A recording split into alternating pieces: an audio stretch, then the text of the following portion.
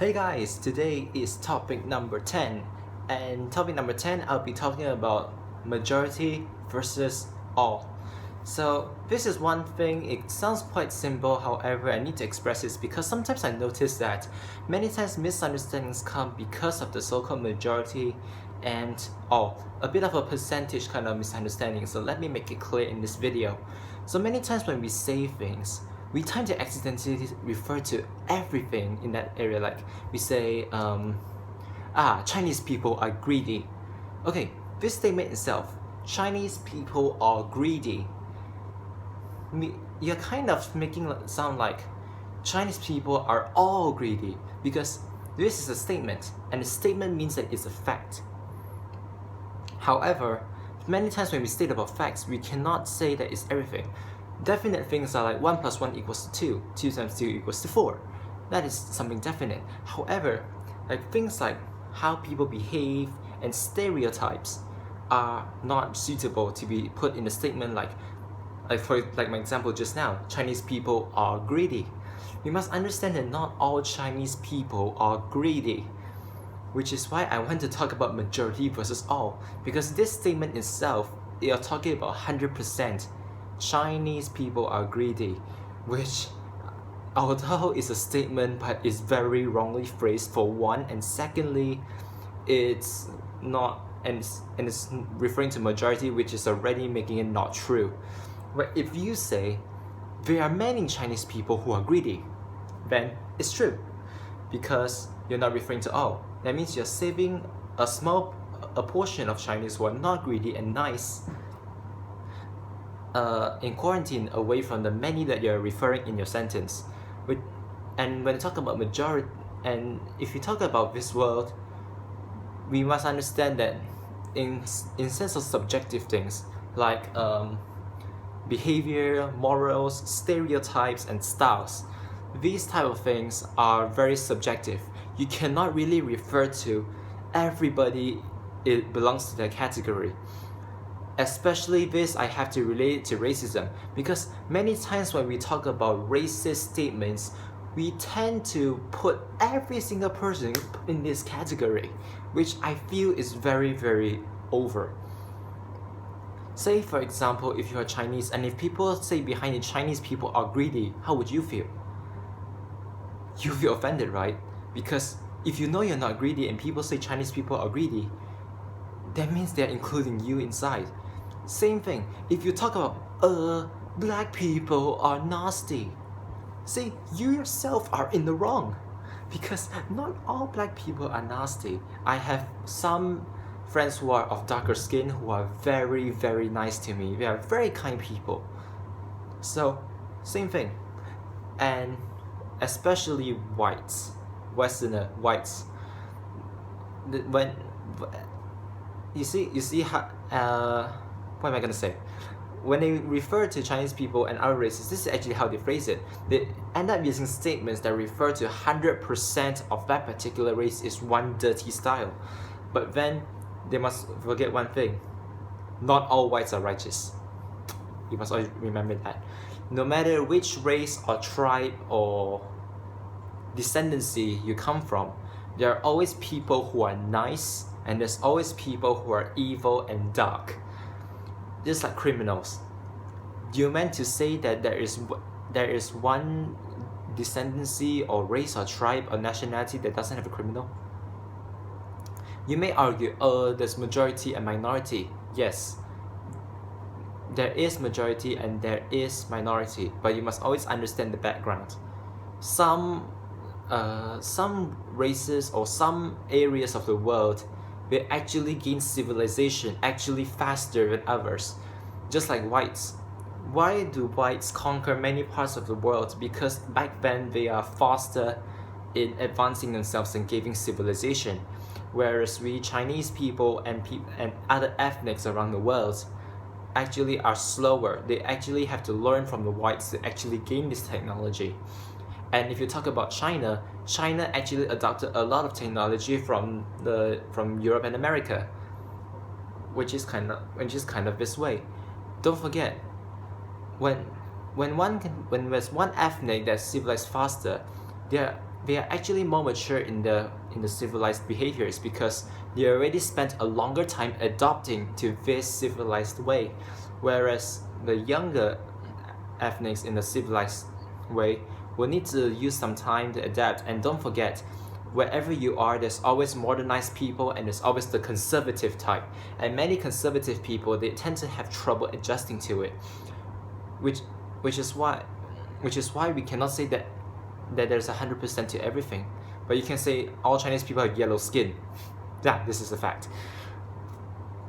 But then another problem that leads to us using this majority versus stating that stating that everything is one controversy is actually because we tend to magnify the bad things. Like every time when we talk about bad things, we love to refer to all. Like Chinese people are greedy, dark people are dirty, white people are nasty. I mean, when we say bad things, we refer to all. That class is that class is bad. They have no quality. Are you sure everybody in that group has no quality? Can you guarantee that? But then when we talk about good things, yeah, that's when we become really stingy. Only those few people are good. The rest all suck. See, when we talk about, just look at that sentence again. The rest all suck. Again, all for the bad side. But when it comes to the good side, only a small portion of it. That's the problem with us. Many times, you may think you're talking about percentage, but now you're talking about bad versus good. But it's actually interconnected on how we describe things. When we describe about bad things, we love to magnify the whole thing. But when we talk about good things, we minimize it. Which is why this world is becoming more and more dark. Wrong grammar. Darker and darker. And people are getting less and less friendly. Because people today, sad to say, love to stir up drama. Is it because there's too much media which causes us to be addicted to watching controversy on media? Who knows? But whatever it is, this is getting on my nerves sometimes. Because many times I feel that some people cannot become successful is because people never go on to notice what they're good at, what that person is good in. And you must remember that not everybody has a strong mentality. Some people say I'm numb because even when people criticize me, I wouldn't actually react too much. Although sometimes I may look a little bit pissed off, but of course I will not freak out. But don't forget, not everybody has the same thing. Some people freak out easily, some people are easily offended, but others are really not easily offended. And if you say that person has a weak mentality, yes, help that person. It's one thing about talking about a person's bad and magnifying it, but there's another thing if you actually constructively go and help the person and also use the all on his qualities instead of the majority. So yeah, if you saw this title, you'll probably be wondering what this is just a percentage comparison, where actually I'm actually talking about this in comparison to how people talk about people's goods and people's bads. I happened to be in a competition before where I hear the judges talk about comments, and even professional judges do the same thing. When they talk about bad things, they always love to use terms that actually talk about all. Like, I actually heard of people from your place, they are not very good at entertainment. I mean, what sort of judgment is that? You meant to say in that whole area there's not one person? Don't forget, many things in this world are subjective. Only things that you can calculate theoretically, like math and physics, they are definite. But then when it comes to morale, styles, patterns, they are subjective, which means it's not advisable to use all. Just like in the many examples I already used just now. And in relation to this, I also want to express about how this has affected people. Do you know that children today are more timid than those in the past? Although children today are way smarter, I do admit, I see young toddlers who can operate technological devices, and I really like it. I feel that they are learning fast. However, when it comes to expressing things, we are not as strong anymore because we are now constrained inside. The technology is doing everything and rather than your own. Like if you back in the 80s or something, people have to actually perform for people to give people entertainment, while people nowadays just have to go online, which kind of affects the whole thing. And in relation to this, how does this relate? Well, I have to talk about parents.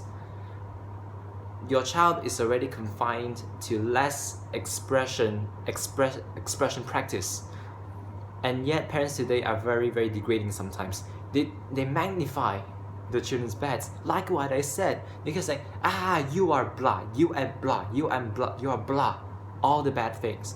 You are blah, again, a 100% statement, a fact. The thing is, I can say subjective.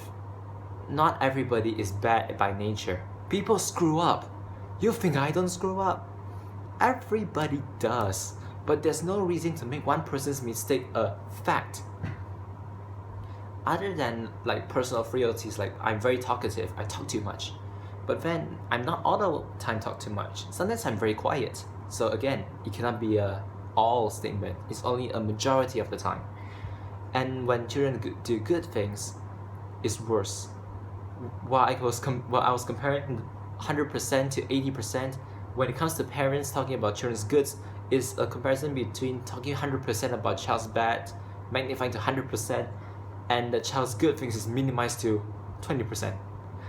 See, this percentage thing, although it's just a figure and an expression of a degree of how much it is, but it's actually a huge effect on how people behave. So although it may sound simple, but it's hard to understand. I actually took quite some time to figure out how this whole thing works. When people talk about, you cannot clarify something into one whole category. And it actually took quite a few years to understand this. Only then I can bravely talk it out in this video. So I hope you can finally realize that not everybody is perfect, and many things, and there are more subjective things in life than you actually think. So I hope this video is an eye-opener for anyone who's listening. I want to first make a disclaimer that I'm not perfect, and this is what I learned, and I'm still learning every day like everybody else. So I hope you enjoyed this video. 12.5 minutes already. So I'll see you in my next video, and I hope you enjoyed this one, and have a nice day. Goodbye.